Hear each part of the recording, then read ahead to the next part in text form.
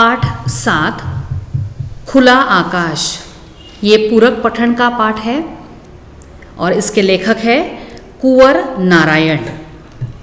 ये पाठ जो है वह डायरी की विधा में है। इस विधा के द्वारा डायरी किस प्रकार लिखी जाती है, इस बात को लेखक ने स्पष्ट किया है। जीवन के संघर्ष, साहित्य, आत्मचिंतन, जीवन क्रम आदि पर उन्होंने विचार स्पष्ट किए हैं। इस पाठ में उनका मानना यह है कि हमें दूसरों के वाद विवाद में न पड़ते हुए स्वयं से संवाद करना चाहिए। इस प्रमुख बात को इस डायरी विधा के द्वारा स्पष्ट किया है। तो अब हम देखते हैं इस पाठ का स्वाध्याय। पन्ना नंबर 30, प्रश्न क्रमांक 1, प्रवाह तालिका पूर्ण कीजिए। प्रश्न है गली की विशेषताएं। उत्तर आ जाएगा। पहला उत्तर सांकरी गली, तंग गली। दूसरा मकानों की भीड़ से भरी गली। तीसरा गंदी गली। और चौथा हरियाली के अभाव से झूंझती हुई गली। अब प्रश्न क्रमांक 2, कृति पूर्ण कीजिए। गली से यह नहीं दिखता। उसके 2 उत्तर है। पहला उत्तर है आसमान और दूसरा है पेड़। प्रश्न क्रमांक 2, लेखक ऐसी जिंदगी बिताना नहीं चाहता। पहला उत्तर है चीजों से लुपा छुपा कर और दूसरा उत्तर है बातों और व्यवहारों को रचा बसा कर। प्रश्न क्रमांक 3, आकृति में लिखिए। कुछ मनुष्यों में दिखाई देने वाले पशु।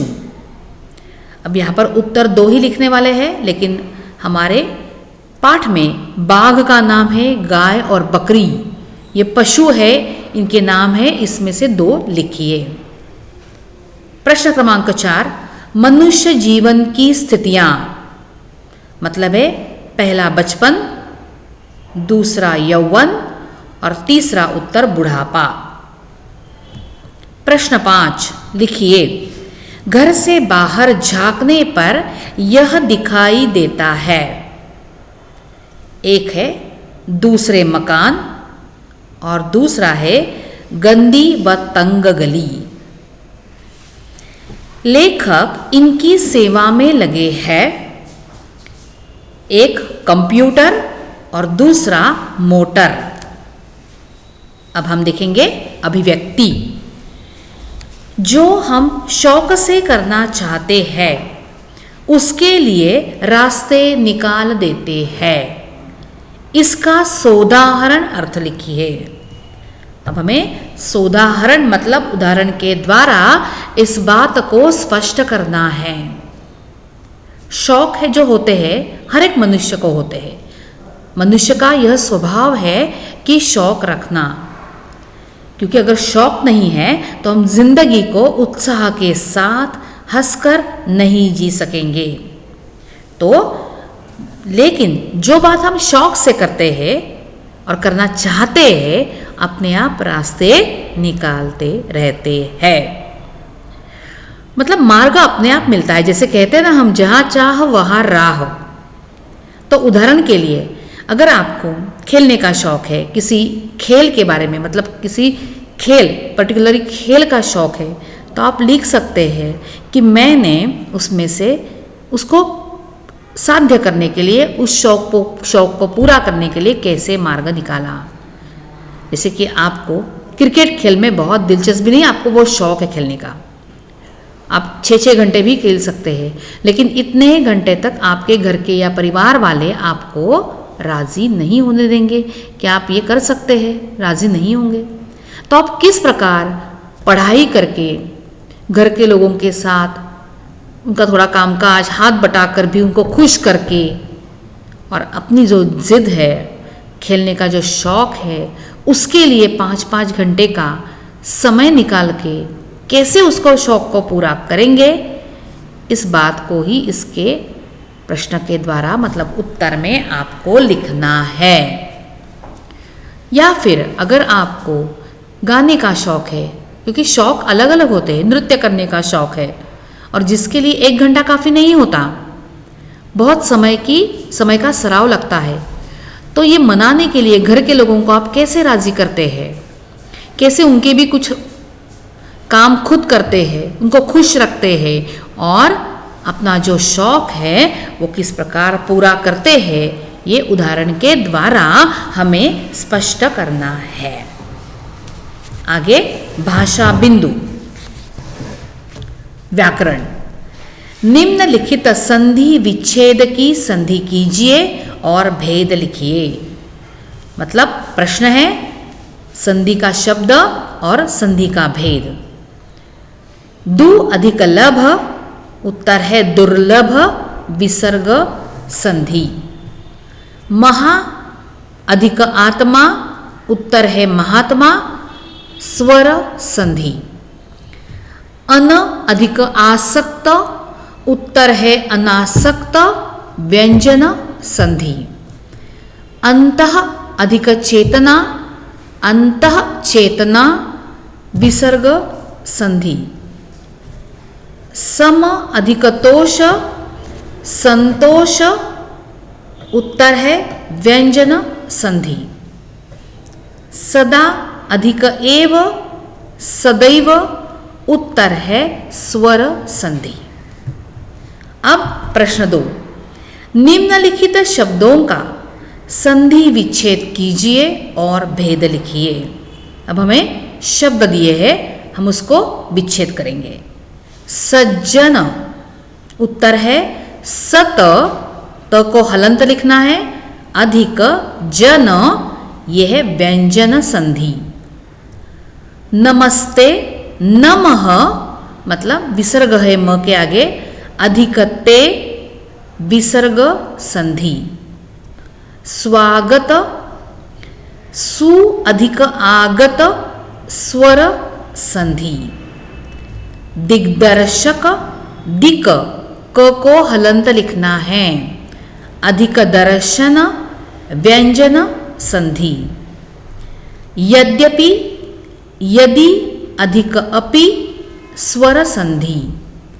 दुस्साहस, दुह, दु के आगे विसर्ग लिखना है, दुह अधिक साहस विसर्ग संधि। प्रश्न क्रमांक 3, निम्नलिखित आकृति में दिए गए शब्दों का विच्छेद कीजिए और संधि का भेद लिखिए। पहला शब्द है दिग्गज। दिक अधिक गज, दिक में क को हलंत लिखना है। दिक अधिक गज व्यंजन संधि। सप्ताह, सप्त अधिक आह स्वर संधि।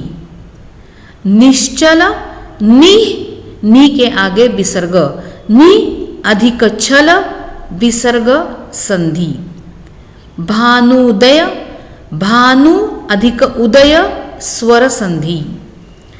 निस्संदेह, नि इसके आगे विसर्ग लगाना है, अधिक संदेह विसर्ग संधि।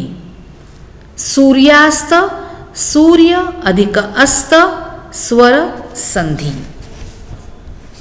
अब यहाँ पर यह स्वाध्याय खत्म हो गया, लेकिन उसके आगे पन्ना नंबर 32 पर बाहर का मतलब अपठित गद्यांश पर आधारित स्वाध्याय है।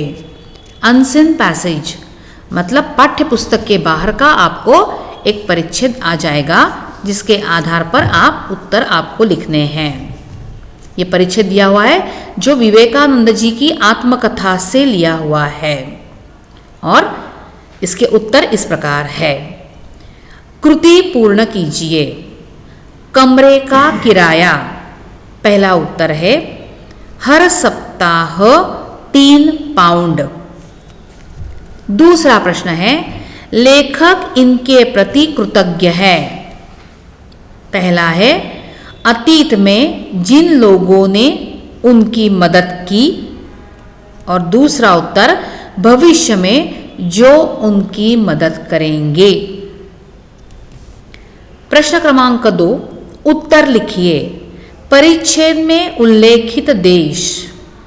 इंग्लैंड, यहां पर देश कौन सा है? इंग्लैंड। लंदन नहीं लिखना है, लंदन सिटी है, इंग्लैंड। हर किसी को करना होगा, उत्तर है आत्मरक्षा।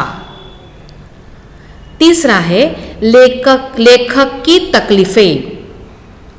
सब कुछ के लिए जेब से खर्च करना पड़ता था और आमदनी कम थी, यह लेखक को तकलीफ थी।